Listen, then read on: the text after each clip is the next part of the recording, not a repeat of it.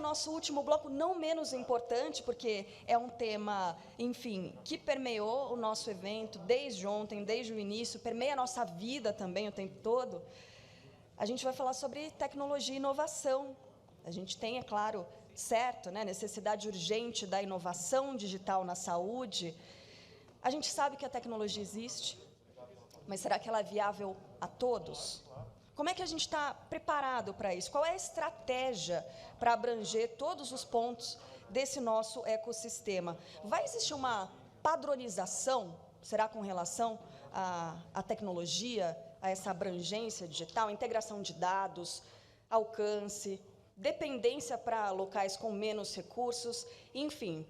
Esse nosso painel, que começa agora, também vai ser um painel pesadíssimo, com muito conteúdo.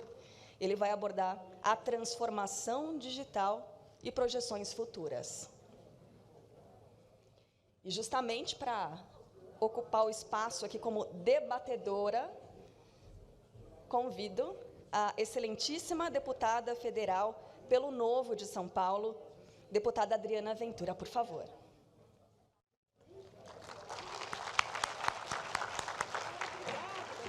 Vou deixar aqui, tudo bem? Pode deixar.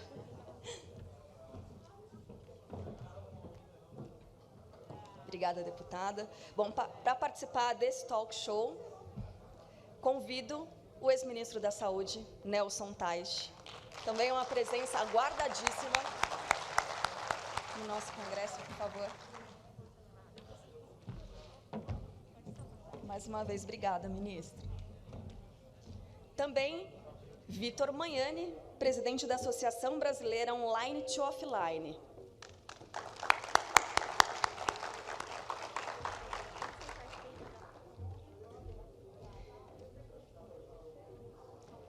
Presidente da FENA Saúde, João Alceu Amoroso Lima, por favor. Muito obrigada.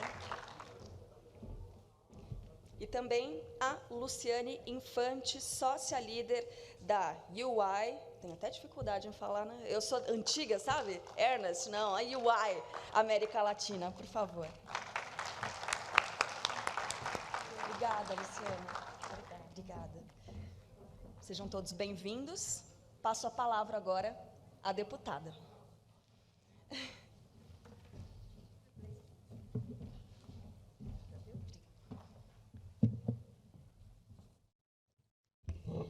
Obrigada a todos. Eu não sei como está o protocolo aqui. Eu posso tirar a máscara para falar?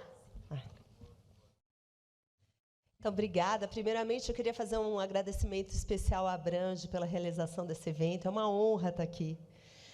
É um prazer, principalmente porque eu falo que a saúde me adotou, porque eu nunca fui da área da saúde, nunca trabalhei na área da saúde, e o fato de ter me tornado deputada federal, eu sou deputada de primeiro mandato, e eu fui para a Comissão de Saúde. Então, a saúde me adotou. Eu costumo brincar, inclusive, com o doutor Luizinho, né, que é nosso presidente da comissão esse ano, que eu sou a puxadora de carroça da comissão. Eu brinco assim, porque lá tem muitos médicos, muitos profissionais de saúde, enfermeiros, e eu entrei lá sendo uma empreendedora, professora de empreendedorismo, então, para mim, tem sido uma grata surpresa.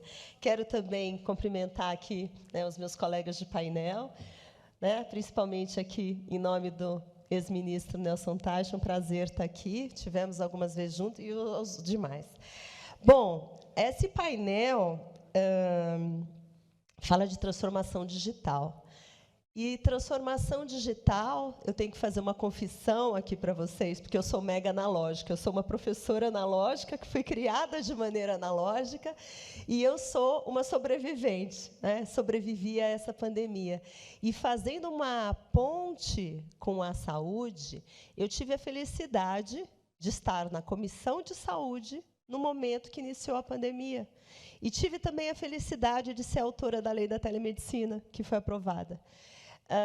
Não aprovei nada sozinha, a comissão aprovou, né, vários coautores de vários outros partidos, mas isso me trouxe uma alegria e é um privilégio para mim, porque, durante essa pandemia, assim como eu tive que aprender e reaprender a dar aulas, né, via Zoom, via outras plataformas. Eu dou aula na Fundação Getúlio Vargas, e eu sou muito presencial, eu sou muito gente, eu gosto de pegar, de tocar.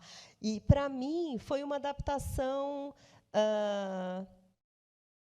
eu estou me adaptando ainda, na verdade, estou aprendendo, cada dia melhorando, mas a telemedicina, que é o que eu quero falar aqui hoje, né, e não só a telemedicina, mas tudo que a tecnologia e a inovação está trazendo, toda essa evolução, o 5G, né, a internet de tudo que ela está trazendo mostra um futuro promissor. E eu agradeço muito a oportunidade de estar lá, porque o Brasil estava completamente atrasado.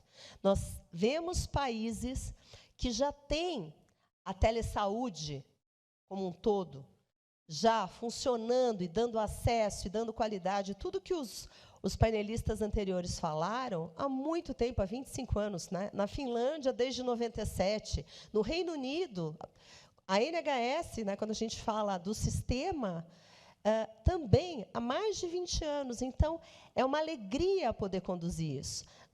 Eu sou presidente da Frente Parlamentar da Telesaúde, e o objetivo dessa frente é trazer a sociedade para o debate, as preocupações, os riscos. Então, a telesaúde tem por objetivo juntar todas as startups de tecnologia, de inovação em saúde, todo mundo que está ajudando essa infraestrutura funcionar, todos os médicos, todos os profissionais de saúde, todos os conselhos. É um espaço de debate dentro do Congresso Nacional.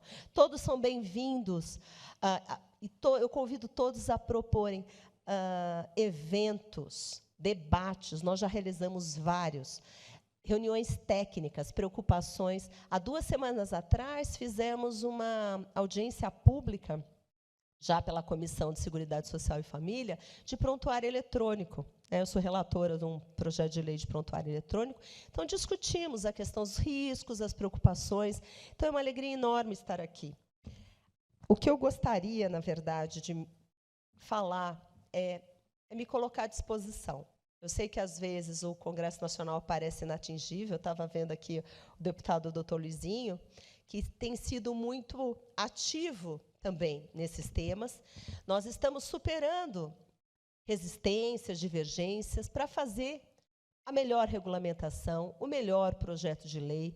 Temos conversado bastante com o Conselho Federal de Medicina. Tem alguns pontos que provavelmente resolveremos no voto, né? Porque o Congresso é isso, né? É debate, é divergência, e é muito importante que todos aqui participem. Quem que faz a saúde no nosso país são vocês.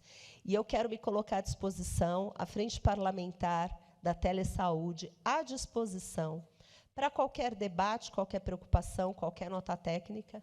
É uma porta aberta para que a gente possa realmente democratizar o acesso à saúde, e uma saúde de qualidade, e uma saúde que não permitirá retrocessos. A gente tem o Sistema Único de Saúde, e eu não sei quantos de vocês tiveram a oportunidade de conhecer uma unidade básica de saúde piloto em Cristalina, onde lá é uma unidade piloto, eu estou vendo gente acenar, que eu tive o prazer de conhecer, e eu fiquei muito encantada, porque eles depois vão replicar para outras unidades básicas de saúde, e lá tinha teleconsulta de oftalmologia, uma coisa genial, e você vê, é possível.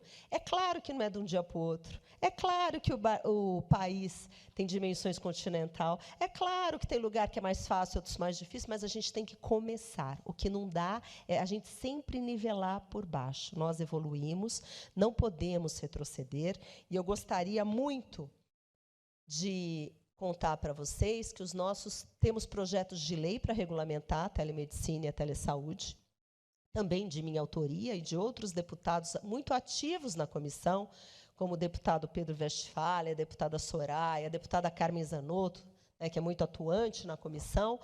E o doutor Irã é o relator do projeto de lei, e a gente está construindo o melhor relatório.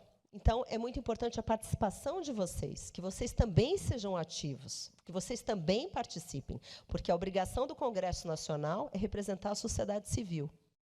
Então, vocês têm que atuar também. Não esperem a coisa acontecer para depois lamentar. Então, eu peço que todos vocês procurem os deputados, procurem o relator Irã, para construirmos juntos a melhor regulamentação tão necessária. Tá bom? Então, agradeço a participação, a oportunidade de estar aqui. Peço desculpas, porque eu estou hoje, é dia de comissão mista de orçamento, e hoje eu tenho uma audiência que eu estou conduzindo, que é sobre emendas de relator, então eu tenho que correr, nós temos sessão do Congresso Nacional daqui a pouco, então eu me desculpe e coloco meu gabinete à disposição de todos. E muito obrigada a vocês, e um prazer, tá bom? Muito obrigada. Tchau, tchau.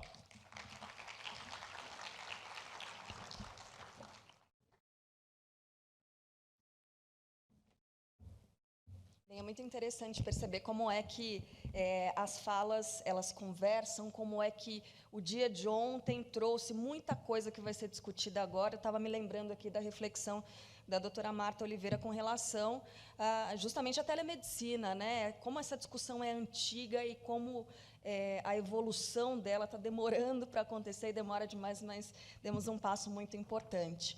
Bom, para seguir aqui com o nosso painel, eu passo a palavra ao ex-ministro da Saúde, Nelson Teich. Ah, sim, ele está de volta por aqui.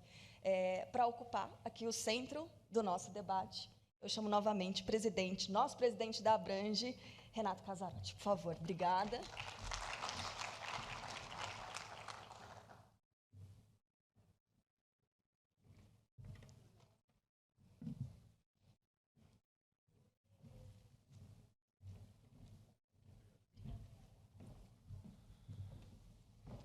Bom, quero agradecer primeiro à Abrange a oportunidade de estar aqui, é uma honra estar na mesa, participar do evento, agradecer as pessoas que estão aqui, agradecer aqueles que estão assistindo a gente remotamente também.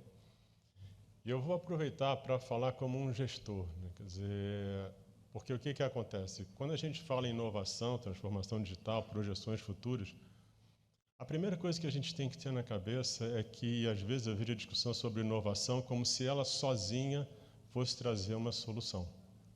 Isso não existe. A inovação ela é só uma transformação e uma ferramenta, mas as pessoas que estão por trás dela que fazem a diferença. É a tua capacidade de transformar a inovação em alguma coisa importante para a sociedade que realmente muda o mundo, né? Então, eu quero primeiro trazer aqui um contexto, até porque é sempre ideal a gente contextualizar, a gente tem colocado alguma coisa sobre financiamento, sobre números, sobre acesso, mas o ideal é quando a gente coloca os números reais, para a gente ter uma ideia, para materializar um pouco mais, né? Você, como gestor, você tem 3 áreas que você tem que ter informação muito precisa, que é o financiamento, a operação e a entrega. Renato comentou isso naquela hora. Se você não mede o que você entrega, você nunca vai conseguir medir a eficiência de um sistema. É impossível. E você navega meio às cegas, trabalhando mais no instinto do que qualquer outra coisa. Isso não é possível num país que tem pouco recurso como o nosso, e é isso que eu quero trazer para vocês, para a nossa conversa começar. Que é onde é que a gente está situado hoje. O Brito comentou sobre financiamento, sobre gestão, mas eu quero trazer o número para vocês. Quer dizer, a inovação, normalmente, ela é um padrão mundial. Então, os preços, em geral, têm um padrão mundial. E a inovação, ela pode ter vários tipos de inovação. Você pode ter o medicamento, a vacina, um aparelho, que pode ser um aparelho para tratar, como radioterapia, um aparelho de diagnóstico, como uma ressonância. Você vai ter a área de digital. Então, mas o que acontece na prática? A inovação, de uma certa forma, você tem 2 tipos de inovação. Aquela inovação que simplifica e eleva o patamar dos profissionais e aquela que demanda um profissional cada vez mais qualificado. Quando você pega, por exemplo, uma cirurgia robótica e você precisa que esse profissional seja ainda mais qualificado, você traz uma barreira que é do recurso humano. E a tua chance de multiplicar isso cai, porque você precisa de um nível de educação e especialização muito alto. Então, a inovação, dependendo de como ela chega, ela só pode tornar a coisa cada vez mais desigual se você não consegue entregar tudo que dela depende, inclusive a formação profissional. Então, a inovação não é uma coisa simples.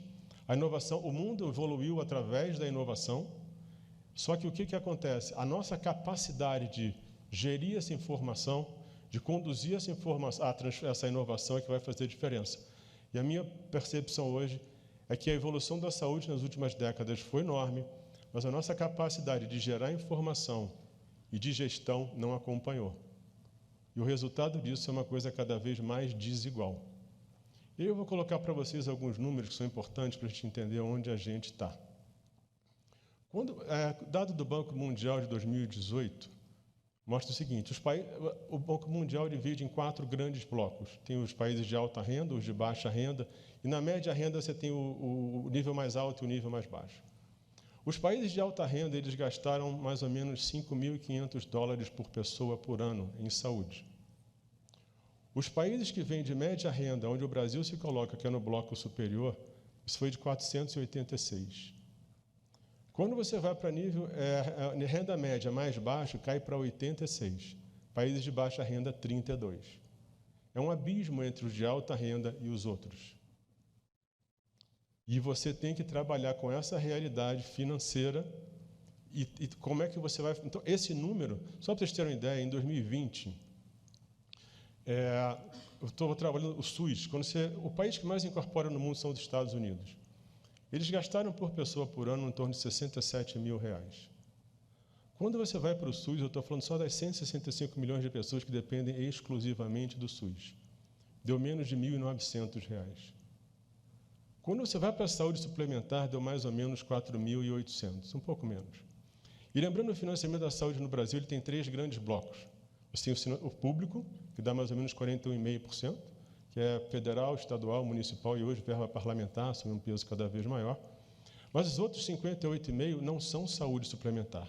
Quando você pega esse segundo bloco, um pouco mais da metade é o que chama de out of pocket, são as pessoas pagando do bolso.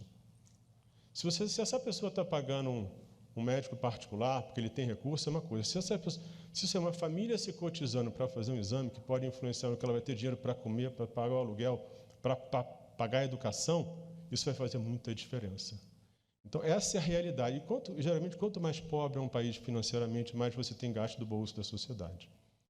Então, o que acontece? Na saúde suplementar, quando você pega o Reino Unido, que é uma referência para o nosso SUS, é em torno de R$30 mil por pessoa por ano. Então, se você olhar, a saúde suplementar está muito mais perto do SUS do que dos países desenvolvidos. Essa é a nossa realidade. E qual é a importância de a gente entender essa realidade? Porque fica muito claro que a eficiência da gestão passa a ser fundamental. Porque se a gente aumentar 50%, o que é uma coisa totalmente inviável, do nosso financiamento, ainda vai estar longe dos países que mais incorporam no mundo. Isso é uma realidade. E qual é o problema que a gente tem que enfrentar? A única forma de você enfrentar alguma coisa complexa e difícil como a gestão em saúde é você tratar a vida como ela é e não como você gostaria que ela fosse. Porque, por mais difícil que seja, a gente não consegue entregar tudo para todo mundo. Isso é impossível, porque a gente não tem recurso financeiro para isso. E a grande pergunta é, eu digo que na gestão você tem 7 grandes blocos que você tem que trabalhar. Você tem que ter estratégia, planejamento, liderança, coordenação, execução, informação e comunicação. Você tem que ter os 7. Eles têm que funcionar tudo ao mesmo tempo. Um deles que falha, você fica um pouco mais difícil de você conduzir. Tá certo? O que é estratégia? Estratégia é escolha. É você definir quem é o seu principal cliente. E aqui a gente assume que é a sociedade. A partir daí, com o recurso que eu tenho, o que eu vou fazer para levar o máximo de benefício possível em saúde para essa sociedade? E aí você tem que ter uma linha de raciocínio que é o seguinte: o que a sociedade precisa? Quer dizer, quais são as necessidades da sociedade? Depois das necessidades, qual o recurso que eu tenho hoje, o quanto ele ajuda?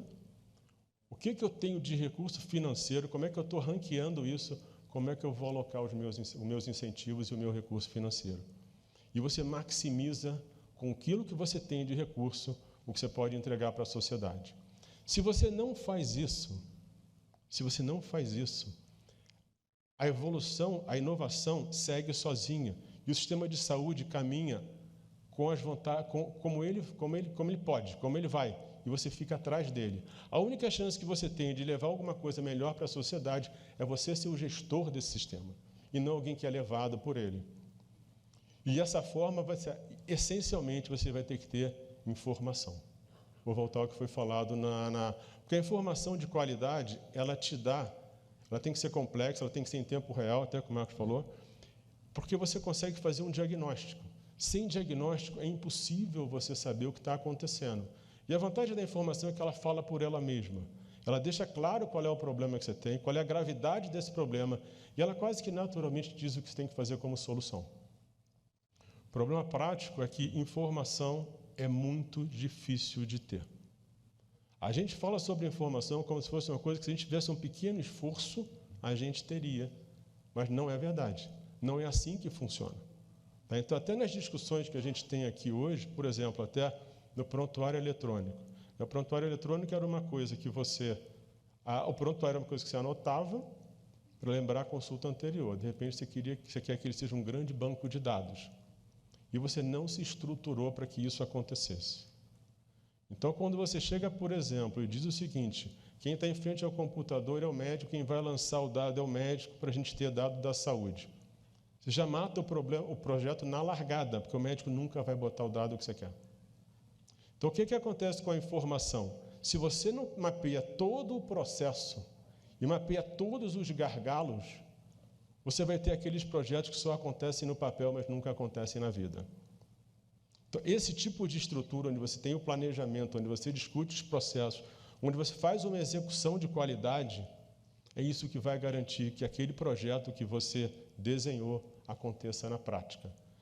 E é muito melhor você ter projetos realistas, que talvez não sejam de tanta magnitude, mas que você faça acontecer e que melhorem a sociedade, do que aquelas coisas que você coloca num papel, coloca numa lei, não criou a condição de acontecer na prática e aquilo nunca vira uma realidade.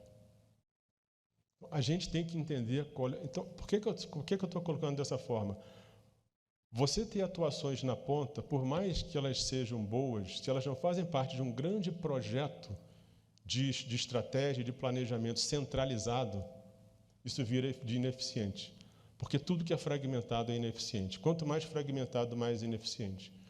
E o problema prático que a gente tem hoje é que, eu falo isso muito em relação ao sistema de saúde público, a gente fala que o sistema de saúde vai quebrar, o sistema de saúde não quebra, ele se ajusta. E como é que ele ajusta? Tirando acesso. Claramente ou não. E se você não é aquele que define como é que você vai ajustar esse acesso, quem é mais forte tem mais acesso. E você torna o sistema cada vez mais injusto e mais desigual. A gente vive um problema, a gente tem que ter um planejamento de longo prazo. Como foi colocado, acho que o Renato colocou, os planejamentos terão que ser de Estado, seja da informação, seja da saúde, porque isso não vai consertar da noite para o dia. A gente não vai conseguir resolver isso em 4 anos. Então, esses projetos eles têm que ser muito bem desenhados, e você precisa ter aí realmente toda essa sequência. E essa informação ela vai ser fundamental, porque, como eu falei, você não vai... Ao que chega de inovação, você vai ter que saber exatamente como você vai distribuir. E um país continental como esse, desigual como esse, a gente já foi comentado que ninguém pode tratar um país como o Brasil na média, não existe média nesse país. Você vai ter que ajustar para cada lugar. Então, é essa capacidade que a gente tem que ter, de ter a estratégia, ter o planejamento, desenhar os projetos, trabalhando a infraestrutura para que ele aconteça. Não adianta eu dizer que alguém tem que começar a tratar câncer com 60 dias se eu não mudei nada. Eu vejo alguns projetos onde você fala, e uma coisa que a gente também foi comentado, a bala de prata, eu vejo às vezes as pessoas fazendo as mesmas coisas, só mudam o nome e acham que agora vai dar certo. Não existe isso. Você tem que ser realista, você tem que trabalhar com o que você tem. E como eu falei no começo, a tua capacidade de trabalhar a realidade é o primeiro passo para que você consiga planejar e executar com a maior eficiência possível dentro do recurso que você tem. Então, é assim que eu vejo a inovação, o que vai ser o futuro. E eu acho uma coisa interessante, acho que foi o Brito que falou, a Covid ela realçou as fragilidades do sistema. E o sistema não fica preparado porque passou por dificuldade, porque No ano de 2020, a gente teve mais ou menos 200 mil mortes pela Covid. Só que naquele ano morreram mais de 1,5 milhão de pessoas. Essas deficiências que a gente viu no sistema relacionadas à Covid, que foi uma sobrecarga, nenhum sistema suporta uma sobrecarga, mas ela realçou muita coisa que já acontecia em outras áreas. Só que aquilo foi se acomodando de tal forma que aquilo já não ofendia mais a gente. Mas a mesma coisa que acontece com a Covid, acontece com outras doenças. E a gente tem que usar o que aconteceu da Covid para a gente tentar mapear cada vez melhor o que é a realidade do sistema, para que a gente consiga realmente ter um projeto de longo prazo para reestruturar o sistema. O que fica claro hoje é mudanças incrementais não vão resolver o futuro. E aí você diz assim, mas isso que você está falando é muito difícil, porque é impossível você ter esse nível de informação, essa complexidade, e a única coisa que eu posso dizer é o seguinte, se isso aí é impossível, a única coisa que eu lamento é que a gente vai estar sempre navegando às cegas, porque se você não tem esse tipo de recurso, você está sempre na intuição. Eu digo que uma das piores coisas da intuição é a intuição quando você trabalha poucas variáveis. Tem muitas coisas importantes para você julgar, você conhece poucas. O Covid mostrou bem interessante isso. Só que aquele pouquinho de informação que você tem, como você acha que você trabalha com lógica, você acha que você consegue dominar aquele assunto, você não domina. Aquilo é opinião vestida de lógica, mas aquilo não é lógica. Então, por isso é que a complexidade tem que ser, você tem que trabalhar as variáveis todas que são importantes. Senão você não consegue entender o problema na dimensão que é necessária, numa situação como a saúde, para você encontrar as soluções e traçar o caminho para elas. E a mensagem que eu deixo no final é o seguinte, o que é importante, a inovação ela só é boa para a sociedade quando ela é bem trabalhada. Ela é uma ferramenta, não é uma solução nela mesma.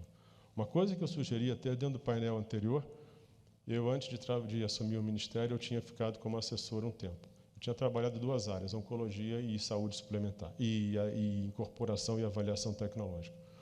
A minha opinião, pessoal, hoje é que a gente precisa de uma agência de inteligência, porque a gente não pode incorporar hoje com base em ação e reação em demanda que vem de fora sem ser previamente planejado. Então, incorporação e avaliação tem que ser uma ferramenta de uma estratégia e não uma coisa que começa e termina nela mesma.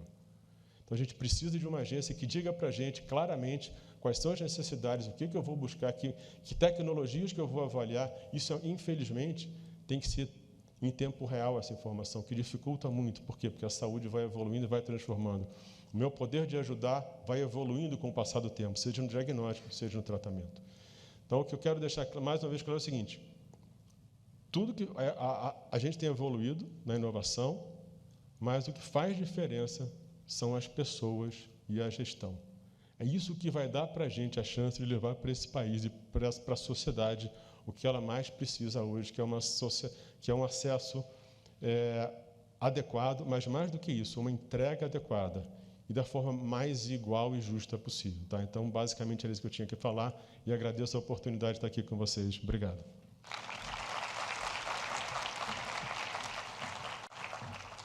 Bem, como a ideia não é fragmentar, é dar aqui fluxo, né, seguir o fluxo, eu vou chamar o Vitor Magnani, presidente da Associação Brasileira Online to Offline, justamente para que a gente siga aqui nesse raciocínio. Antes, ministro, o senhor me desculpa, a sua máscara. A gente está se adaptando ainda aos protocolos, é assim mesmo. Não posso entregar para o senhor. Foi mal.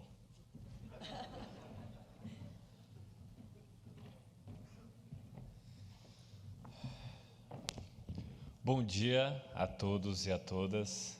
Muito obrigado, Abrange, pelo convite, aos palestrantes aqui, em especial também ao Carlito, também, que a gente tem bastante contato. Desculpa se eu vou bagunçar um pouco a cabeça de vocês. Eu não sou propriamente alguém do setor de saúde, embora hoje, lá na associação, eu vou explicar um pouquinho sobre ela, a gente reúne um pouco mais de 30 health techs ali em constante debate com outras empresas que não têm nada a ver com saúde, como Rappi, Log, Mercado Livre, Magazine Luiza. Por que essas empresas estão conversando com essas de outros segmentos, né? Mas o máximo de saúde que eu cheguei perto ali com profissionais ali conversando foi com a minha esposa é médica, ela está aqui também presente assistindo, então é uma honra falar aqui no congresso de vocês. Eu acho que É um passo importante que a Abrange dá justamente para reunir pessoas e conhecimentos que possam agregar. A gente vê diversos termos que são falados ultimamente e parece que a gente encara com maior naturalidade, mas a gente não tem clareza do que é, né? Inovação, startup, agora qualquer coisa é tech, né? Você tem uma padaria, você vai bread tech. Então é tech. É coisa boa, deve ser, né? Tecnologia. Mas por trás de cada palavra dessa tem um conceito e a gente precisa trazer esses conceitos, né? Então, ora fala inovação é ferramenta, startup, empresa pequena de tecnologia, enfim, tem diversos conceitos. Eu encaro inovação como uma combinação de conhecimentos. Sem você combinar conhecimento, você não tem inovação. Então, inovação ela pode ser um pensamento, um processo, pode ser uma tecnologia que você vai aplicar, mas inovação não surge do nada, né? Um belo dia eu olhei para o céu, caiu, concebi e agi, coloquei em prática uma inovação. Não, é com base nessa troca de conhecimento. Tanto é que, dentro dessas empresas que vocês conhecem, né, que eu citei algumas, que a gente usa no dia a dia, não se fala tanto mais em planejamento não, viu, Taish? É pouco. A gente planeja, mas é uma concepção diferente. Veja como as empresas, na época da segunda revolução industrial, se planejavam. Dessa forma, você gasta muito tempo planejando, você vai lá, estuda o seu consumidor, você imagina o que ele gostaria e você coloca em prática, baseado o quê? Em custo, obviamente em várias outras ferramentas que a gestão nos mostrou que foi eficaz e é eficaz. Esse é o conceito da segunda revolução industrial. O que essas novas empresas estão fazendo? Encurtando esse método. Não que não exista planejamento, mas a gente tem que trazer pessoas de todas as áreas que compõem aquela determinada empresa para juntas, no menor espaço de tempo, chegar num produto ou num serviço. Por quê? Porque não necessariamente eu sei o que a outra pessoa quer e gostaria. Eu posso tentar imaginar, eu posso perguntar para essa pessoa, mas se eu não tenho esse recurso para imaginar o que ela queira, eu tenho que, num curto espaço de tempo, colocar um produto, um serviço na praça, testar, perguntar para ele, e aí, gostou? E a partir do feedback desse consumidor, pode ser, no caso de um plano de saúde, um paciente, um cliente, a partir desse feedback se construir o que a gente chama de escala. A gente pega o que deu certo e escala. Então, essas empresas, elas não são tech por causa da tecnologia. Elas são tech por causa de uma cultura, um jeito diferente de trabalhar. Né? Se fosse para aplicar os mesmos conceitos e ferramentas, a gente não teria empresas crescendo tão rapidamente. E elas não crescem por causa da tecnologia. Elas crescem por causa da mentalidade. É isso que fazem elas crescerem. Hoje eu presido a Associação Brasileira Online e Offline. Então, hoje a gente reúne o maior número aí de unicórnios no Brasil, mais de 150 plataformas digitais. Eu mesmo ajudei a construir o iFood numa época que vocês nem conheciam o iFood. Era a época que era o iFood Restaurantes Web. Ninguém conhece o iFood dessa época, né? E parece que é uma época tão distante, 5 anos atrás. Nessa época, a gente reuniu algumas empresas nessa associação para justamente trocar entre nós, porque a gente não conseguia entrar em outros segmentos, não conseguia conversar com outros segmentos. Então, na época, tinha até uma tal de 99 táxi, ainda tinha táxi no nome. E aí, de 5 anos para cá, elas cresceram enormemente. Além disso, eu presido o Conselho de Inovação e Economia Digital da FEComércio São Paulo, que também representa o setor de serviços. Lá a gente representa 80% do comércio eletrônico. Tem desde empresas nativas digitais, como Uber, Amazon, até empresas que estão se transformando digitalmente. Por isso se usa a palavra transformação, porque não basta você pegar uma ferramenta digital, entubar em algum lugar, porque você não está se transformando. Então, empresas como Magazine Luiza, que é um grande exemplo, né, de transformação digital, Avon e Natura, que estão nesse processo de transformação digital.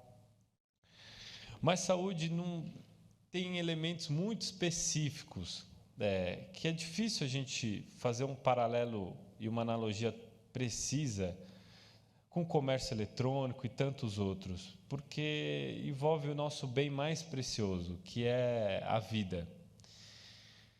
E é desse ponto em diante que eu queria tratar nos poucos minutos que me restam. O futuro vai ser um debate predominantemente ético, porque grande parte das respostas estarão dadas pela tecnologia. E quem negar isso vai ficar para trás. Se o radiologista achar que não, imagina, a máquina não vai chegar, a tecnologia não vai acabar, sempre vai depender do meu trabalho. Se a pessoa que está ali analisando os exames achar que não, depende sim ainda de mim fazer uma análise de dados ali dos exames. Se você faz tarefas repetitivas e achar que realmente a tecnologia não virá e não vai, em parte ou no todo, te substituir, você vai ficar para trás. No mundo cada vez mais tech, a gente precisa ser cada vez mais touch.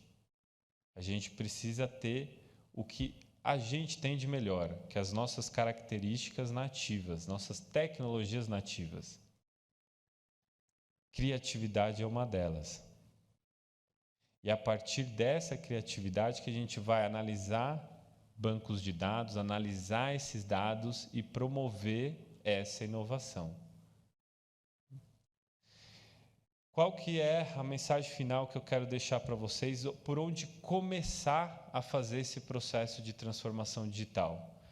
Banco de dados. Se tem alguma coisa que realmente está globalizada no mundo, é a informação. Se do meu quarto, vestindo pijama, eu consigo acessar bancos de dados de várias universidades, e as novas gerações estão provando isso, que elas são muito mais empreendedoras, e tem jovens de 15 anos empreendendo, criando seus próprios negócios, porque elas aprendem pela internet. E isso faz com que o ritmo de transformação seja cada vez mais veloz, ou seja, períodos muito curtos, você vai ter saltos tecnológicos abruptos. Então, a gente vai conviver não só com a terrível desigualdade social, mas a gente vai ver uma terrível desigualdade tecnológica. Se vocês não entenderem que precisam, de fato, ter dentro de toda a empresa um grande banco de dados que passa por prontuário eletrônico, passa por entender o paciente, o cliente, e a partir desses dados você fazer uma medicina mais preditiva, mais preventiva, para que esse paciente não chegue até o que a gente não gostaria que ele chegasse, que é depender de uma cirurgia, depender de um tratamento com mais custo. Se a gente não tiver isso, acabou. E não adianta fazer isso por meio da área de TI, ou área de tecnologia, ou encapsular o segmento de inovação dentro de uma área. Você tem que permear a empresa inteira com essa mentalidade. Uma mentalidade que você necessariamente vai ter que basear todas as suas decisões em dados. Se vocês não têm dados dos seus pacientes, os históricos de atendimento, como ele tem passado, vocês vão ficar para trás. O que a gente viu alguns marketplaces fazendo, otimizando estruturas físicas, a gente vai ver também em saúde.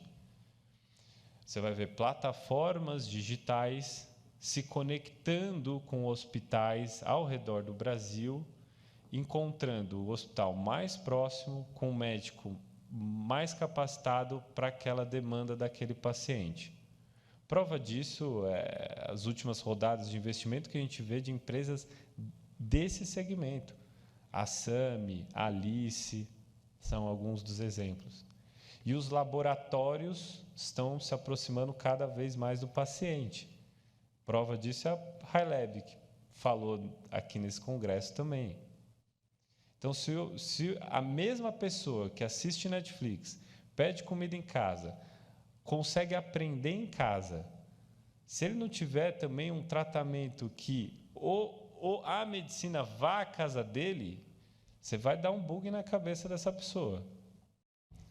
Se ele precisar ir para qualquer coisa, unha encravada, qualquer coisinha, ele ter que ir para o hospital, ele já vai puto da vida. Mesmo se for uma coisa muito simples de se resolver. Então, é essa mensagem que eu gostaria de deixar para vocês. Eu espero que a gente também estabeleça um diálogo aqui, troca de informações aqui, porque eu acho que é essa riqueza que vai trazer alguns insights para a gente seguir na jornada aí de transformação digital e não passar ano após ano falando sempre as mesmas coisas, porque está todo mundo cansado de participar de reuniões e sempre ouvir os mesmos discursos, e aí a gente vai ficar cada vez mais para trás, se a gente não se abrir ao novo e esse novo cenário que está batendo na nossa porta. Então, meu muito obrigado. Quem quiser me acessar, conversar comigo, estabelecer o network com essas outras empresas também, com Health Techs, que quer que seja, pode me acessar no Instagram, no LinkedIn, é @vitormagnani, @vitor.magnani. Eu vou estar disponível aí para conversar com todos vocês. Meu muito obrigado.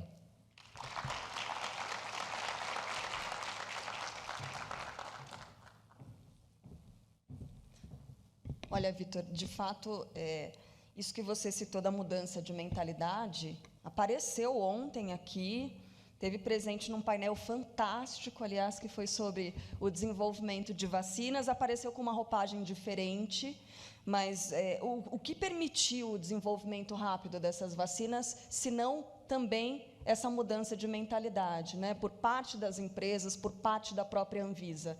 Então, tá tudo conectado por aqui. Vamos seguir com esse excelente painel, também muito rico, com ela, por favor, Luciana Infante, sócia líder da UI Partner América Latina, por favor. Obrigada.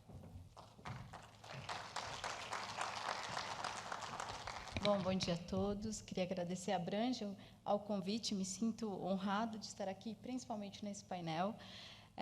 Até porque a minha trajetória na saúde, ela acontece a partir de uma experiência pessoal.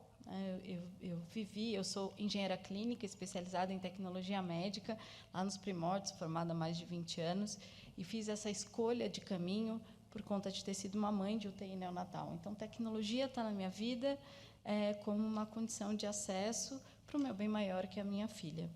E quando eu olho para essa discussão e falar em acesso, falar em digital, me enche de orgulho, porque um dia eu olhei e falei, quero estar numa discussão de mudança e transformação na saúde. Eu quero pegar 2 pontos que, aparentemente, são contraditórios, mas altamente complementares. O Taishi fez um ponto muito relevante na nossa conversa, que processos são baseados em estratégia, gestão, e a inovação ela tem que entrar dentro de um universo escasso, que é o universo da saúde. O seu modelo de financiamento, público ou privado, como foi muito bem dito para ele, sobre o tamanho do recurso que a gente despende para a saúde, tem uma limitação. A gente tem uma escassez importante dentro do que nós chamamos de país-continente, e por mais extremo, seja o mais bem financiado, à extrema ausência de acesso, a gente ainda tem uma distorção bastante relevante para aquilo que a gente fala de futuro de saúde. Mas eu também, principalmente, nos meus últimos 10 anos, trabalhando com estratégia de saúde, tive contato com um elemento transformador da saúde por além do financiamento e dos modelos de acesso.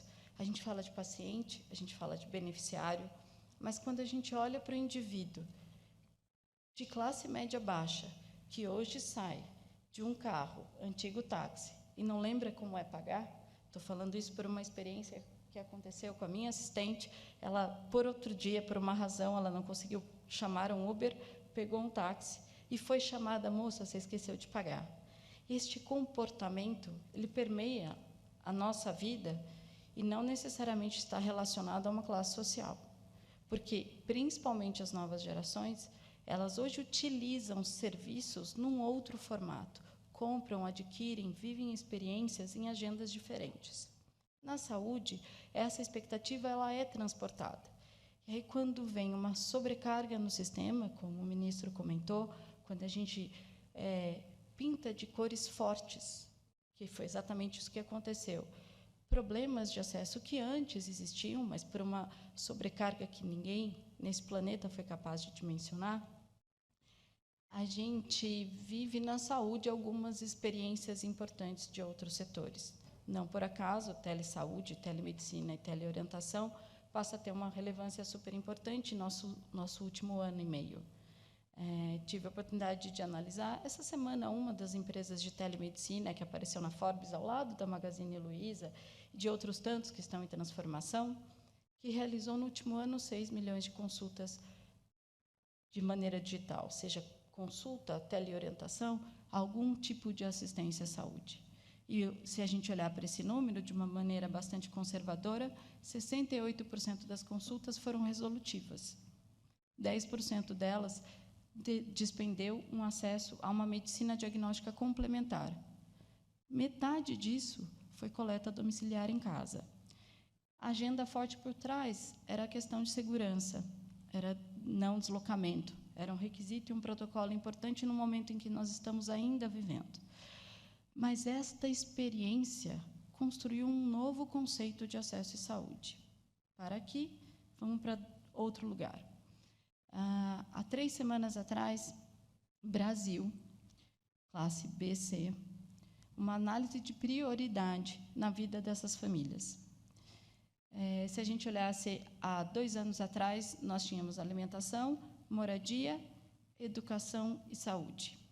Isso significava que a família cotizava o acesso à educação, muitas vezes por um membro, um filho, uma representação, para a formação, e esse era um elemento, inclusive, de transição social para aquela família em muitos cenários. 3 semanas atrás, o mesmo estudo publica alimentação e saúde. Quando a gente fala de saúde, e isso é bastante importante, saúde à frente de moradia, saúde à frente de educação ou transposição social. Saúde como um bem indispensável, não como um mal necessário. Este comportamento, ele vem a reboque de experiências difíceis, perda de entes queridos, e medos, temores, mas, principalmente, a identificação do que aquela pessoa ou aquela família precisa. Se isso é associado ou não, um temor de muitos de vocês, gestores de plano de saúde, é um outro número que choca. Aparentemente, o número de emissão de cartões de saúde digital, modelos de desconto, produtos não regulados, onde pessoas de baixa renda adquirem para ter alguma qualidade na informação da saúde daquela família, o que ela precisa, bate o número de 30 milhões de cartões de saúde emitidos no nosso país. Se aproxima do tamanho da população que hoje tem acesso a um plano de saúde. A gente está falando de um modelo de acesso baseado praticamente em desconto, telemedicina e alguns serviços laboratoriais. Isso encosta num cenário onde você tem uma mudança de expectativa e comportamento, um olhar diferente sobre a sua experiência, as pessoas buscam ajuda para entender o que elas precisam quando elas demandam acesso à saúde. Eu acho que esse é um ponto bastante relevante. E aí um comportamento de outros serviços traz para ela uma quebra de barreira de ter uma teleorientação, uma teleconsulta, ou até mesmo algumas outras ferramentas que a gente pode discutir aqui e que são novos entrantes e são bastante relevantes. Provavelmente vocês conhecem algumas plataformas onde você diz o que você está sentindo e te orienta a entender que caminho você deve seguir e para onde você ir. Então, primeiro, você tem uma agenda importante de expectativa e comportamento. Outra agenda é a entrada da telesaúde, que, por conta do Covid, por conta da pandemia, da restrição do acesso físico, cria uma nova experiência. E, teoricamente, até algumas gerações que a gente diria, não, essas pessoas não vão fazer uma vídeo com o seu médico, hoje tem essa como a primeira fonte para saber, vou num pronto-socorro, vou num médico, preciso de algum tipo de apoio. Se isso está gerando um valor para o sistema de saúde, a gente ainda pode discutir, mas fato que isso é uma realidade dentro do nosso cenário. E uma terceira agenda, então, a gente fala de experiência, a gente fala de um novo entrante, que, de alguma forma, traz uma nova forma de eu acessar o sistema de saúde. Eu tenho uma terceira agenda importante, que é a discussão dos econômicos, que é como que isso entra no universo da saúde. Riscos, temores, é mais um serviço a ser pago, é mais um serviço assistencial incremental. Muito já foi dito aqui que toda tecnologia na saúde, ela entra não necessariamente como uma figura substitutiva ou resolutiva, mas um custo a mais para aquilo que a gente está ofertando para os nossos beneficiários. Fato é que isso é posto como elemento da nossa realidade. Todos vocês fizeram cadastros emergenciais do que a gente chamou de serviço de telemedicina pelo período do Covid. Todos vocês tiveram uma dificuldade de entender quem era o seu principal parceiro e, na urgência e emergência, experimentaram diferentes plataformas e diferentes serviços. E todos vocês também conseguiram ver beneficiários construindo experiências. Aonde isso leva? Leva sem nenhuma pretensão de resposta certa ou exatamente discussões de como será a saúde do futuro, leva a alguns novos pontos de discussão. O Brito da ANAP fez um posicionamento muito assertivo sobre os nossos pontos de dor. Nós já sabemos qual é a nossa ambição, qual é o senso comum. Todo mundo quer uma qualidade, todo mundo quer assertividade, todo mundo quer aumento de acesso. A dificuldade é o como? Será que é a tal estratégia que o Taj comenta, que é entendendo escassez, aonde vão ser os nossos esforços e como que a gente vai seguir e renortear para lá? Seja uma discussão de integração, falou-se muito aqui em prontuário único, e eu sei que é uma discussão latente para todos, mas eu fiquei muito feliz quando eu vi o Taishi comentando, o prontuário único é um campo onde eu registro como evoluiu o paciente. Disso, para gerar uma informação estruturada, há uma longa distância. Então, isso significa que o prontuário único talvez não resolva a questão do banco de dados? Talvez não. Hoje, os nossos profissionais de saúde não estão formados e orientados para colocar os dados de tal forma que a gente construa a informação que a gente entende que precisa para nortear as nossas decisões e os nossos recursos. E isso é muito importante que se fale, porque não necessariamente a definição de um prontuário vai resolver o nosso problema de informação.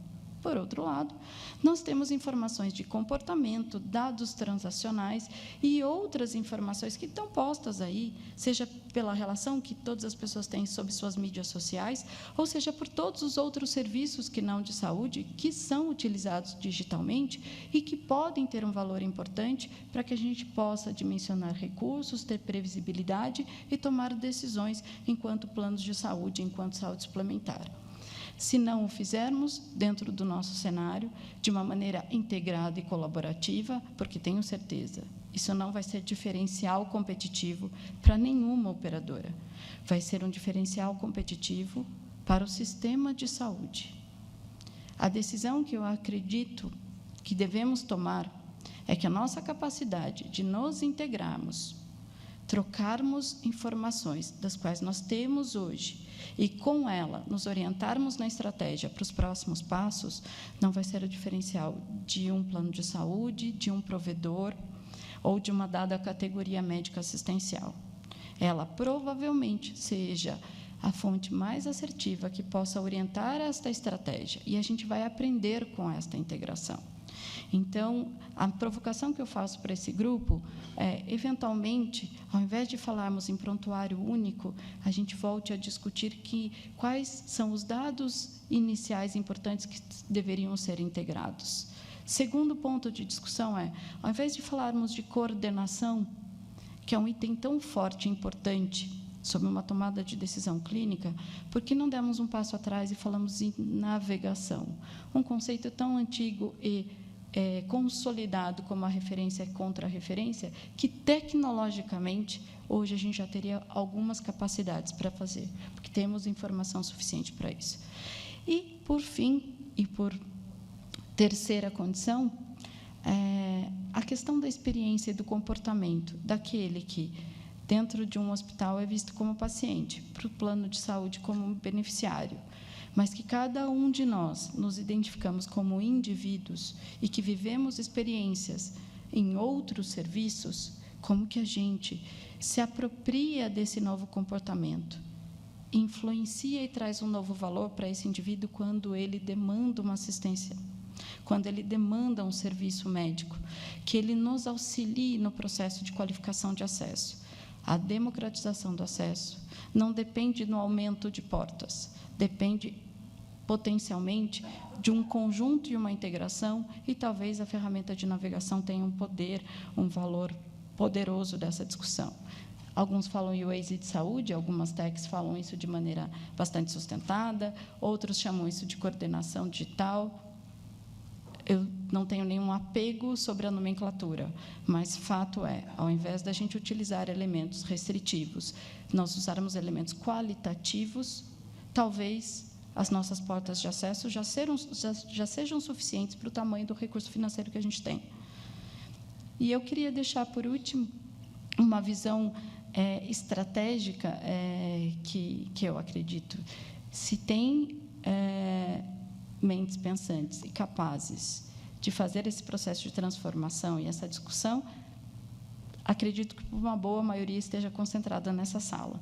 Então, como ninguém virá, nós temos também que assumir a nossa responsabilidade, não como elementos comerciais competitivos, mas como os elementos transformadores desse sistema. Muito obrigada e fico à disposição de vocês.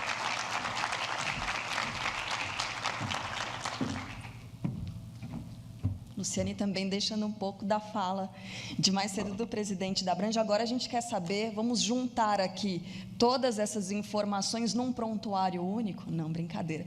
É para saber como é que as operadoras de plano de saúde estão lidando com tudo isso, com todas essas informações. Então, eu chamo, agora eu concedo a palavra ao João Alceu Amoroso Lima, presidente da FenaSaúde. Pode, fica à vontade.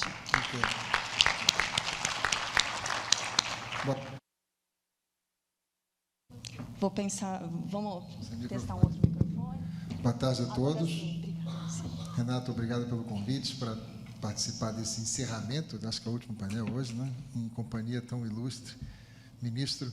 Eu cheguei hoje de manhã, pensei, como é que a gente chama ele? É ministro, ex-ministro, Nelson, mas está todo mundo chamando de Tais. Então, eu vou me sentir seu amigo íntimo para te chamar de Tais também, fazer essa referência. Ontem à noite, nós tivemos um jantar com algumas pessoas que estavam aqui, e o senador Cássio Cunha Lima, numa conversa comigo e com o Renato, disse, cara, o Renato hoje me pegou, me sacaneou, que ele me chamou para ser moderador com 15 minutos de antecedência para substituir alguém que tinha falhado ontem, né? Muito bem, fecha essa história. Eu estou ali com a Adriana Ventura hoje de manhã, agora, meia hora atrás, e ela disse que, como informou a todos, que tinha que correr para o Congresso, tinha que ter uma votação no orçamento.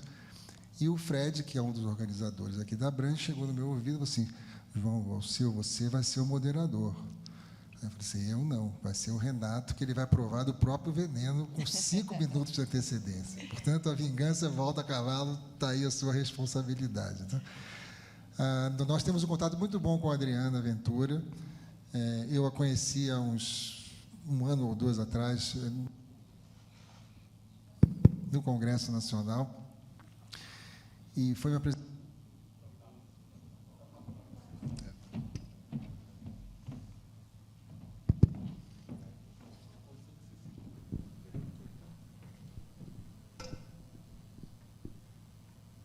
Vamos ver se agora vai. E eu fui apresentado a ela pelo Gustavo Ribeiro, que é um dos nossos colegas, e falou, não, doutora Adriana, esse é o João Alceu Amoroso Lima, da FenaSaúde. E ela falou assim, Amoroso Lima, e eu pensei, mais uma que vai fazer uma referência ao meu avô, ao seu Amoroso Lima, ao Tristão da Ataíde. E ela assim, sou eu mesmo. Você é o pai do Lucas? Eu falei, opa, mudou completamente. Então, eu estou na transição de ser neto do Tristão para ser pai do Lucas agora. Ela foi professora do meu filho na GV. E eu liguei para o Lucas depois e perguntei, você conhece a Adriana? Tal? Tirei uma foto com ela, uma selfie. Tal. Ela mesma fez uma... E ele falou, pai, essa mulher é um azogue, ela não para quieta, ela faz 3 coisas ao mesmo tempo, tem uma energia incrível, portanto, ninguém melhor do que ela própria para enfrentar essa parada aí da legislação da telemedicina. Como ela mesma disse, são 5 ou 6 projetos, e o dela, a nosso ver, na FenaSaúde, é o mais adequado, inclusive porque é o menos detalhado, né? É um projeto um pouco mais genérico, que aborda e dá diretrizes e deixa para a legislação infralegal o detalhamento que ajuda em qualquer peça de legislação. Eu tomei nota de alguns pontos aqui para compartilhar com vocês, dentro do tema da transformação digital, e muitos já foram abordados de uma forma ou outra, mas eu vou fazer alguns comentários, né? A pandemia, sem dúvida nenhuma, acelerou esse processo de adesão, amadurecimento, compreensão, tanto pelo uso de ferramentas digitais, dos aplicativos, e a telemedicina é uma delas, o efeito também da tecnologia, da transformação de tecnologia na racionalização de custos de saúde, de uma maneira geral, na indução ao autocuidado, que é um tema que eu vou abordar mais em detalhe à frente, e a ampliação de acesso, que é a bandeira quase única, nosso mantra, né, Vera, de acesso, seja via telemedicina, seja via mudança na legislação, segmentação de planos e uma série de outras iniciativas, né? A telesaúde é o conceito mais amplo, telemedicina é um subgrupo ali, a teleconsulta é um subgrupo da telemedicina, que talvez seja o mais evidente, que todo mundo pensa na teleconsulta, mas é a prova de que houve uma aceleração muito grande. Essa legislação já existe, fala-se sobre legislação de telemedicina desde 2002, em 2018, 2019, o CFM se aventurou a fazer uma norma e criou uma grande confusão Brasil afora, que depois essa norma foi revogada. Temos hoje uma norma provisória, um pouco dentro do guarda-chuva da tempos de pandemia, então é uma norma emergencial que ainda não está consolidada, e, portanto, há hoje 5 ou 6 projetos sendo discutidos, entre os quais o da Adriana Ventura, que é o que nós apoiamos. Ela comentou rapidamente e veladamente que tem alguns pontos polêmicos que vão ser resolvidos no voto, né? Não sei se vocês notaram essa... como ela já foi embora, eu vou dizer quais são esses pontos e vou dar a posição da FenaSaúde sobre os mesmos. Eu resumiria os 3 pontos polêmicos, ou que acho que irão a voto, finalmente. É o da territorialidade, que é a possibilidade de um médico de um estado atender pacientes de outro estado. Hoje, no sistema analógico, digamos assim, isso é possível, mas desde que não seja uma coisa frequente. Um médico pode atender, eventualmente, um paciente de outro estado e tal, mas cada um tem o seu CRM, cada um reza no altar estadual, digamos assim. E a telemedicina, da forma como a gente pensa, quebraria essas fronteiras, né? Um médico poderia atender qualquer brasileiro em qualquer lugar do Brasil. E essa é a essência do aumento do acesso, entre outras coisas. A defesa corporativista pensa, não, mas o médico de uma cidadezinha vai perder pacientes para São Paulo, fica sempre com São Paulo, está concentrando os especialistas e tal. A gente tenta olhar pela outra ótica. Pessoas de inúmeros municípios que não têm médicos, não têm acesso, poderão acessar via a telesaúde, especialistas que não teriam de outra forma. O outro tema é a questão da primeira consulta. Todo mundo fica pensando, hoje, o corporativismo do médico, eu estou ao lado de um aqui, ao lado de um médico, ele está caminhando para tornar a primeira consulta obrigatoriamente presencial. E nós temos uma posição de que não necessariamente deve ser assim. Nós acreditamos que o médico deve decidir se a consulta é presencial ou não. Não é a regulador, não é a operadora, é o próprio médico. Afinal de contas, o paciente confia no médico e o que ele determinar será feito. Há muitas situações em que só se terá uma consulta efetiva, uma efetividade se ela for presencial. Há outras tantas que talvez a primeira possa ser à distância e dali o médico vai dizer, não, olha, eu preciso ver você fisicamente, fazer exame X, PTO, etc. Portanto, nós achamos que isso é uma decisão do médico.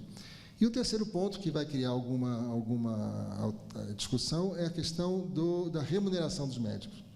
Muita gente diz, não, a teleconsulta tem que pagar o mesmo que a consulta física. Nós achamos o seguinte, o regulador não tem que entrar nessa seara. O médico tem autoridade e autonomia e maturidade para resolver quanto que ele quer receber por uma consulta presencial ou física ou enfim, digital. Não temos que entrar, é a autonomia do médico. Então, basicamente, está dizendo o seguinte, gente, o médico decide quanto que ele vai receber, se a primeira é presencial e pode atender no Brasil inteiro. Essas são as posições que eu queria frisar aqui em relação a esses aspectos que deverão ir a voto, aí, conforme disse a nossa amiga Adriana Ventura. Um outro fator que a transformação digital tem acelerado é o autocuidado, né? Eu participei de um painel com o Dr. Guilherme Rummel na Conseguro há cerca de 2 meses atrás, um mês atrás, e a função dele era fazer uma espécie de futurologia ali, e ele falou muito de terapias novas, técnicas novas, etc., mas falou o seguinte, no futuro, o autocuidado é um dos principais pilares para a melhoria da saúde das pessoas, até porque, como ontem mencionou-se aqui, temos 10 trilhões de custos adicionais que vêm pela frente aí em função de envelhecimento, em função de doenças crônicas, em função de uma série de problemas que vamos enfrentar. Portanto, a transformação digital tem estimulado e vai estimular o autocuidado, seja pela telemedicina, por exemplo, ou seja pelo uso de equipamentos ou de aplicativos, de internet das coisas, etc. e tal, monitoramento e por aí vai. Um outro ponto que a transformação digital tem ajudado é a coordenação de cuidados. E daí entra o tema também verticalização, que ficou meio vilanizado aí nas discussões de CPI, mas que eu acho que não tem nada a ver uma coisa com a outra. Fazendo analogia, antigamente os produtos de seguro de automóvel, por exemplo, eles tinham um atributo da assistência 24 horas, né? Aquela coisa que hoje em dia tem todos os serviços acoplados. Naquela época, o assistência 24 horas era um atributo de produto que ajudava a vender mais, a diferenciar produtos. Hoje, você não compra qualquer seguro de automóvel sem uma assistência 24 horas absolutamente acoplada no produto. Eu vejo isso na coordenação de cuidados também. Nos últimos anos, e ainda hoje, a coordenação de cuidados diferencia competidores. Ou essa empresa tem uma boa coordenação de cuidados, tem ferramentas, tem todo o protocolo e por aí vai. Nos próximos anos, quem não tiver isso, está fora do jogo, eu acho. A coordenação de cuidados é um dos pilares principais de racionalização de custo, melhoria de qualidade e da jornada do paciente, como foi dito ontem. A tecnologia vai ajudar muito isso, não para acelerar o paciente dentro do sistema, mas para melhorar a qualidade, assertividade e desfecho desses pacientes. Finalmente, uma palavrinha sobre os indicadores de saúde, bancos de dados, foi falado aqui hoje, o próprio Antônio Brito fez um discurso, basicamente, sobre isso. Eu brinquei com ele quando ele saiu. Você não fala, você discursa, você faz um statement quando ele fala, né? E ele tem o dom da palavra. A ANAP publicou recentemente uma nova iniciativa de mais indicadores de qualidade, enfim, dos hospitais. Isso é bom, isso é bem-vindo. Nós acreditamos que esse é um passo para se chegar, eventualmente, aos indicadores de qualidade por hospital, por especialidade, para que, aí sim, possa se medir, comparar desfechos e medir qualidade, etc. E tal. Portanto, é um movimento interessante, mas eu trabalhei nos Estados Unidos há 20 anos atrás com Managed Care, e lá eles têm na época, está bom o sistema aqui hoje, né?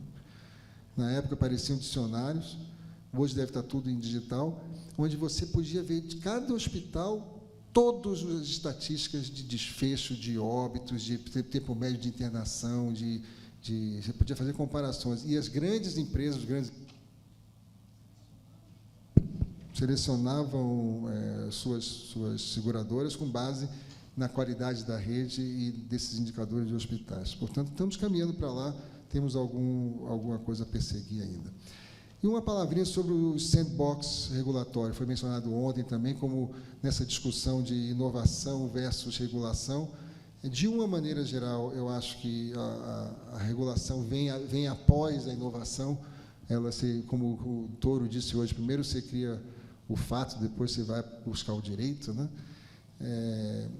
A SUSEP tem tido uma experiência interessante. A SUSEP é o órgão regulador das seguradoras, de um sandbox regulatório que basicamente exige menos capital, tem mais tolerância, dá um tempo para as empresas experimentarem, testarem. Ontem falou-se aqui, a Marta falou das zonas, free zones na Europa, para isso.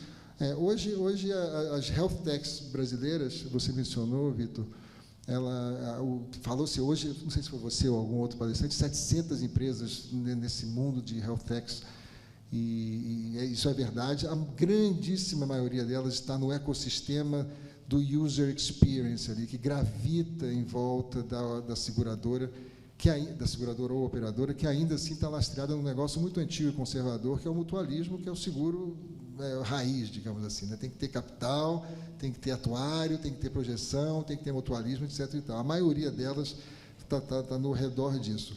A Alice e a Sami são algumas, aqui Saúde, de certa forma, algumas das iniciativas de health techs que estão buscando também um espaço nesse mundo, mas no cerne delas ainda é o velho seguro, né? Elas estão buscando na digitalização, na experiência do usuário, na facilitação de acesso, de escolha de rede e tudo mais. Tem muitas experiências acontecendo, mas ainda é cedo para dizer. E conheço o pessoal de lá também, e estão gramando, viu? Estão pisando no barro lá para conseguir um lugar ao sol nesse mercado que é absolutamente competitivo, né? E, finalmente, uma palavra sobre o prontuário eletrônico, que é o sonho de consumo.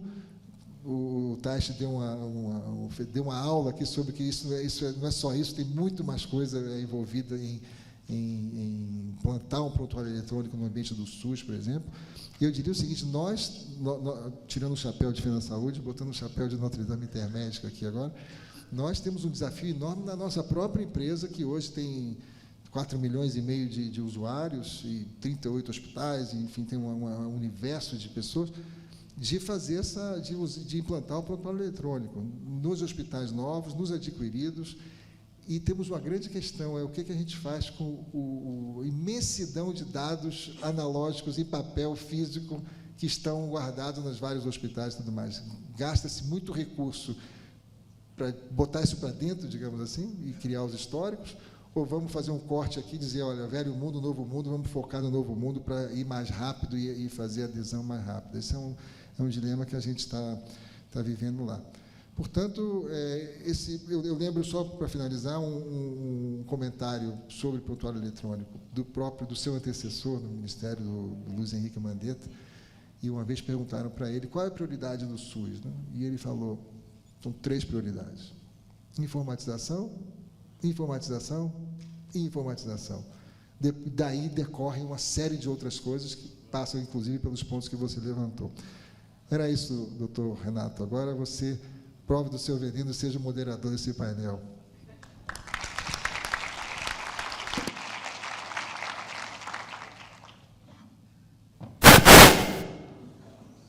Fui eu? Para chocar mesmo, por favor. Depois dessa. Por favor. Na verdade, o que eu ia fazer seria o seguinte: como a Brange me chamou aqui para participar, enfim, e moderar de uma certa forma os painéis, antes de passar a palavra para o Renato, eu ia pedir para que o ex-ministro Nelson Teich, fizesse as considerações finais e também com base na provocação que o Vitor fez com a questão do planejamento e tudo mais. Queria saber se o senhor tem uma... Posso fazer uma contraproposta? Porque eu não Por favor. Eu não pretendo fazer discurso nenhum com relação a esse tema, até porque eu estou aqui para aprender. Por favor. Posso fazer uma pergunta breve para cada um deles, e aí, na resposta dessa pergunta, eles já endereçam as considerações finais, e a gente pode chamar de talk show, né? Que aí a gente até resolve o problema terminológico aqui do que foi criado. Primeiro, super rápido, eu não vou me furtar a falar, comentei aqui com o ministro do lado, que quando nós lhe ouvimos falar, ministro, a gente percebe que tem quadros, há quadros de profunda competência, lucidez e espírito público que a gente precisa trazer de volta para o serviço público brasileiro. Não dá para ficar sem quadros com a sua capacidade, a sua estatura moral e técnica. Vocês fazem muita falta, muita falta.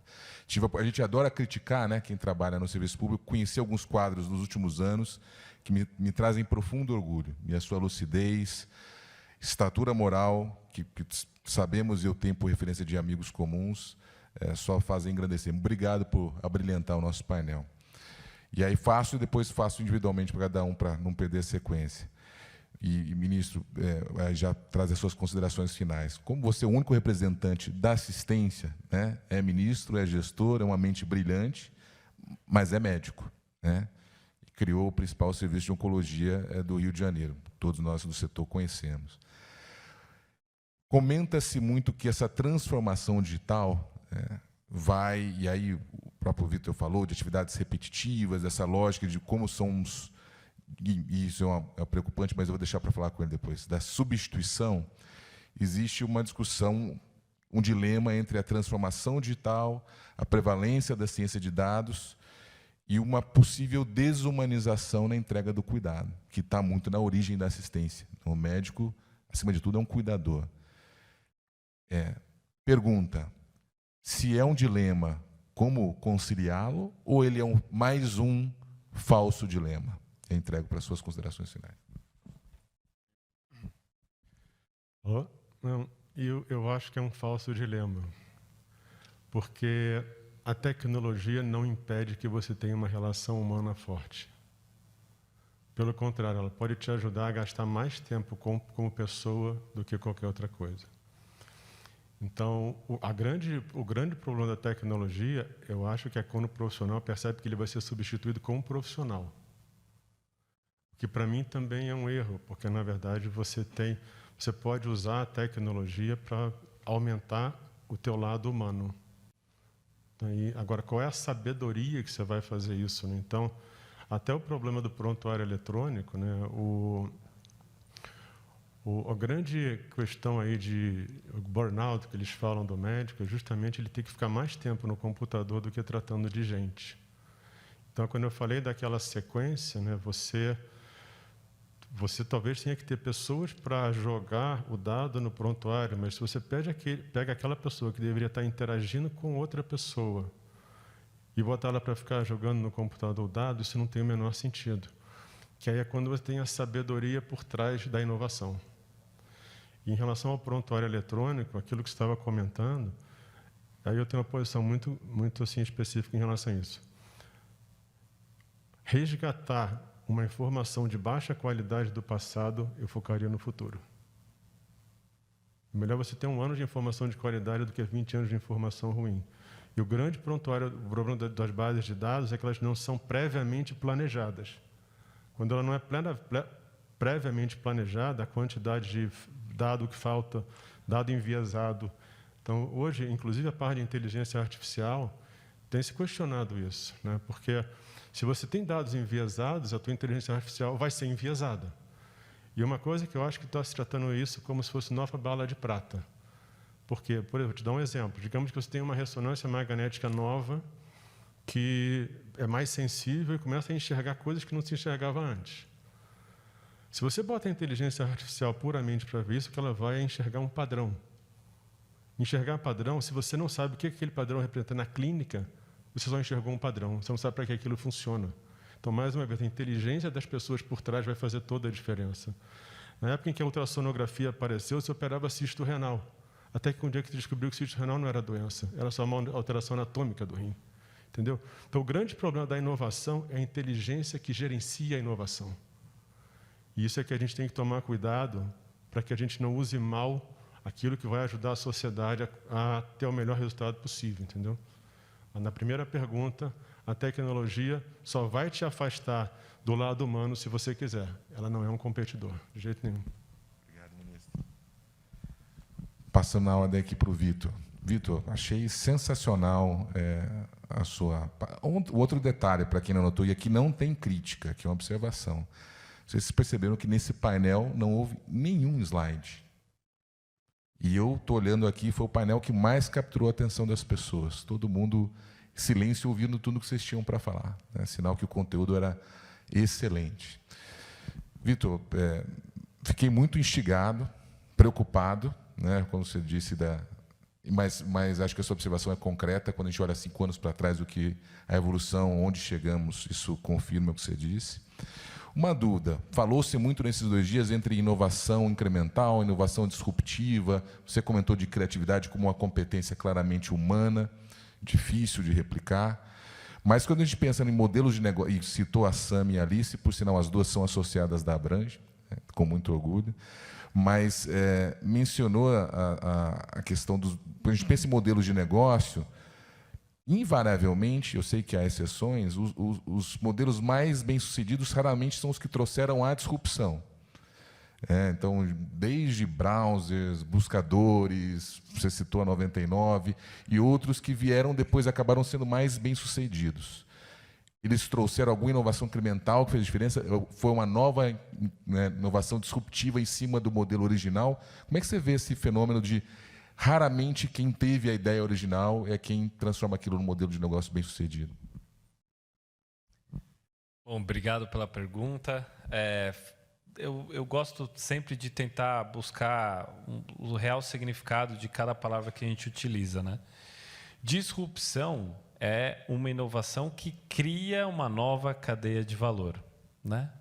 Então, a 99, Uber e outros aplicativos, eles inauguram uma nova cadeia. Então, você tem um modelo táxi, e você tinha, até então, um modelo de solicitar um motorista privado. Só que você não tinha ainda o acesso fácil que aquela tecnologia proporcionava. Então, para essa nova cadeia de valor, se dá o nome de inovação, de disrupção. Inovação incremental, você vai conseguir colocar ela num processo, você pode melhorar uma entrega. Isso tudo pode ser considerado inovação incremental, sim. Alguns pontos importantes de entender dessa nova dinâmica empresarial dentro dessas empresas é justamente entender que você precisa adotar novos métodos de gestão para atender a nova dinâmica de velocidade do mundo como um todo, né?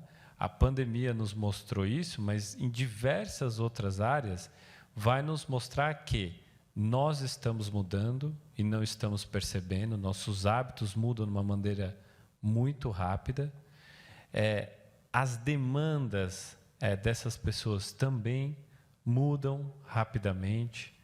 Então, se a gente não entender essa dinâmica, né, e saber usar a tecnologia para, de maneira mais rápida, entregar algo que faça sentido, que produza os efeitos desejados, a gente vai estar fadado a replicar métodos de gestão da segunda revolução industrial e não chegar nem perto da quarta.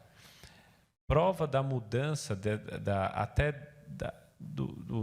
das terminologias que a gente usa no dia a dia, prova isso. A gente não consegue nem depurar a primeira, já está indo para a segunda. No Banco Central, a gente começou o debate com Open Banking, agora já é Open Finance. A gente não passou nem pela terceira revolução industrial, que é a da digitalização. A gente já está falando da quarta, com a IoT, com 5G. Então, é um mundo utópico e distópico ao mesmo tempo. A gente acha que tudo vai ser possível, mas muita gente vai entender que, olha, não, isso vai ser muito ruim. Resumidamente, como aplicar metodologias ágeis? Eu acho que, especificamente na saúde, é uma área do conhecimento em que as pessoas se concentram, se dedicam muito tempo e acabam criando silos que não se comunicam com outras áreas. E isso é um grande problema. Outras áreas têm isso também, mas elas estão perdendo mais rápido do que o setor de saúde. Então, usando português claro, um advogado usando o juridiquês para falar com o economista, então o economista vai falar de elasticidade da demanda, o jurídico vai falar da jurisprudência, da teoria da árvore envenenada, falar qualquer coisa que vai fazer com que você não me entenda. Na saúde tem muito isso, né? Porque o profissional, vou dar o exemplo do médico, ele precisa estudar muito aquilo para ele fazer aquilo bem feito, né? Então, são anos de dedicação. E se a gente não trouxer algo que a gente consiga criar dentro desses profissionais que compõem as estruturas das empresas, seja até do próprio financeiro da operadora, do diretor clínico, algo que consiga conectá-los, de criar esse repertório para começar a dinamizar algumas entregas, a gente vai ficar ainda passos atrás no tempo com essa velocidade. Eu escuto até hoje comentário de bancos, até o presidente do Itaú acabou escrevendo um artigo falando de assimetria regulatória com o Banco Central, de falar, não, esses bancos digitais estão penando, eles vão demorar, não vão chegar até nós. E aí o Nubank, em menos de 5 anos de existência, já está prevendo um valuation maior do que o Banco Itaú, agora no IPO. É sintoma dos nossos tempos. Se a gente não se conectar cada vez mais rapidamente a essas novas metodologias, a novos modelos de negócio, tentar usar a tecnologia para a gente ser humano, que é exatamente o que o ministro falou, a tecnologia vai fazer o oposto. Não vai fazer com que a gente tenha que entender da tecnologia. A tecnologia vai nos servir. A gente vai ter que fazer as perguntas certas, fazer as conexões certas. Dado é diferente de conhecimento. O dado está lá. O prontuário médico vai estar lá com um monte de informação. Aquilo lá não serve para nada se você não, de fato, olhar para aquilo e enxergar um conhecimento, conectar os pontos para daí sim você produzir alguma coisa nova. Excelente, Vitor. Muito obrigado. Luciane também traçou um panorama super interessante, preocupante de alguma forma, nesse admirável mundo novo que vem para a gente, de como a saúde é usada e consumida. E fiquei admirado com o número de consultas que você comentou de uma plataforma. E a gente percebe, houve uma escalada muito grande ali da telemedicina, das teleconsultas, nos primeiros meses da pandemia pelo isolamento social. A gente, mesmo agora com o isolamento um pouco mais baixo, a gente percebe que se mantém. Uma dúvida para as suas considerações finais. Isso tem a ver com falta de acesso, e é o acesso que é permitido a essas pessoas por questões econômicas. Tem a ver com um novo jeito de consumir saúde, uma nova geração que entra e consome tudo de forma diferente, e saúde é mais um item que ela consome de forma diferente. É uma combinação dessas duas coisas, ou não é nenhuma delas?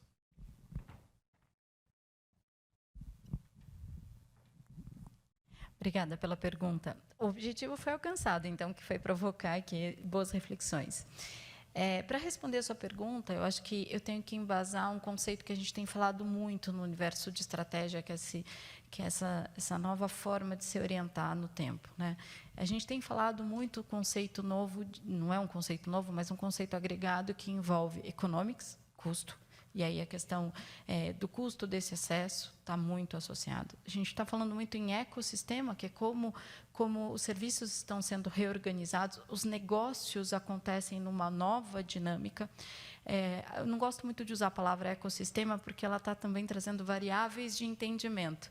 Mas, quando você vê empresas, por exemplo, de telefonia, lançando plataformas de educação, não tem como a gente não pensar numa reorganização. A gente vê empresas de telefonia entrando em serviços de saúde, modelos de acesso. Mas o terceiro passo é a questão da experiência. Hoje, qualquer desenho estratégico tem que permear por essas 3 dimensões. O economics, que envolve gestão, que não é custo, mas é valor, e aí como isso impacta, como a gente se reorganiza dentro dos modelos de negócio, na condição de ecossistema, e experiência. Ora, se a gente tem uma experiência, mesmo que seja para mobilidade, para comprar passagem aérea, para usar bilhete de transporte público, que é uma outra experiência. São experiências que permeiam uma população. Isso, naturalmente, traz uma prontidão de novas formas. Então, aquilo que a gente acreditava que seria um limitante, hoje é mais um acesso. Quando a gente discute telesaúde, telemedicina, teleconsulta e orientação, a gente nunca deixa de lado o momento mágico da confiança. Eu gosto muito quando vou tomar a liberdade de torná-los todos meus amigos de talk show, ao seu comenta da decisão do médico da primeira consulta ser presencial ou não, e o modelo de remuneração. Isso por quê? Porque na assistência, o momento mágico acontece paciente-médico. É ali que se estabelece confiança e se toma as decisões dos próximos passos. E aí, a experiência físico-digital, a física não é melhor que a digital?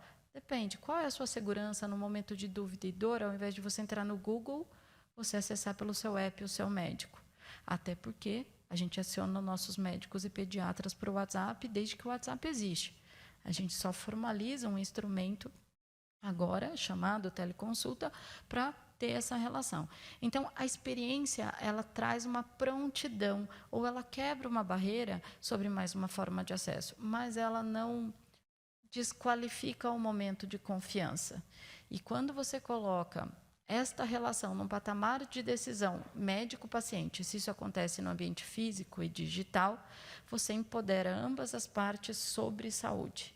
E aí você tem uma discussão de outro patamar, que é o beneficiário, paciente, indivíduo, efetivamente participando do seu modelo de acesso. Óbvio que a questão do custo ela é bastante relevante, e aí eu não estou falando da remuneração do médico no ambiente digital, mas eu estou falando da mobilização do ativo, porque o consultório custa, a porta do pronto-socorro custa, então você tem outros custos, e muitas vezes superiores à remuneração do profissional que está assistindo o paciente.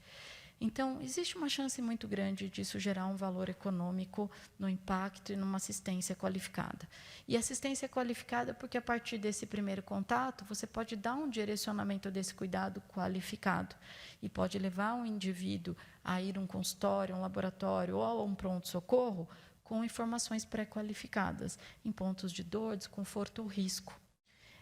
Então, acho que a associação desses 3 atributos pode ser um vilão e um incremento de custo, mas tende a ser um benefício e qualificar o modelo de acesso à assistência à saúde. Muito obrigada pela participação e pela pergunta.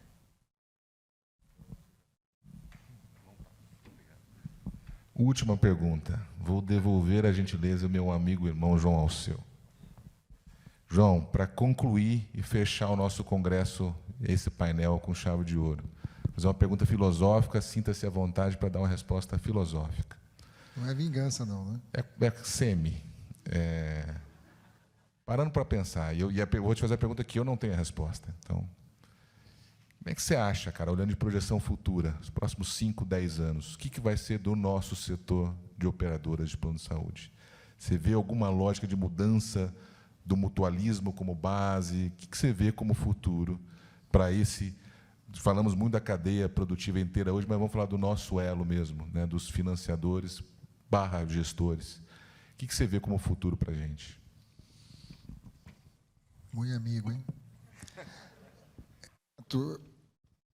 Eu tenho que aprender a segurar esse microfone, porque tem um jeito aqui que eu não peguei ainda. Eu estou assim para não interromper. Vamos tentar aqui. Estou com 3, acho que o problema sou eu mesmo, porque daqui a pouco manda o seu também, Luciano, para cá. O Brito tocou um pouco na fala dele hoje sobre o que eu vou falar agora. 5, 10 anos, teremos incrementos, não vejo grandes disrupções, teremos disrupções em customer experience, no ecossistema ali de relacionamento, de acesso a serviços, etc. e tal, mas o core, há 400 anos seguro, é baseado em mutualismo, em estatística, em atuária, projeção, e continuará sendo assim, porque essa é a essência do negócio. O que deve mudar bastante é o que está em volta, nos vários círculos em volta disso, seja na assistência, na forma de assistência, que vai se modernizar com novos tratamentos, novos procedimentos, e etc., e racionalização de custos, menos fraude, com sistemas usados para reduzir fraude e abuso e desperdícios, algoritmos e inteligência artificial, especialmente, etc. Eu vejo tudo isso sendo incorporado nos próximos 10 anos. Mas, na essência, seguro é mutualismo, muitos pagam, poucos usam, e os que pagam, pagam pelos que poucos que usam, e assim será, a meu ver, por muitos e muitos anos. A gente vai ver trocar roupagem, mas o corpo será o mesmo, né? E acho que teremos também crescimento de mais usuários. Estou aqui apostando um misto de esperança com desejo aqui, de que teremos, sim, segmentações, produtos com franquias que reduzam o preço para que mais pessoas... Porque a grande barreira hoje é renda, é acesso de financeiro. Na medida que você reduz preços com produtos segmentados e integrados com o SUS para assistência na segunda camada ou terceira camada, a gente tem espaço para crescer. Então, eu sou otimista, mas com cuidado, com o pé no chão, com os dois pés no chão.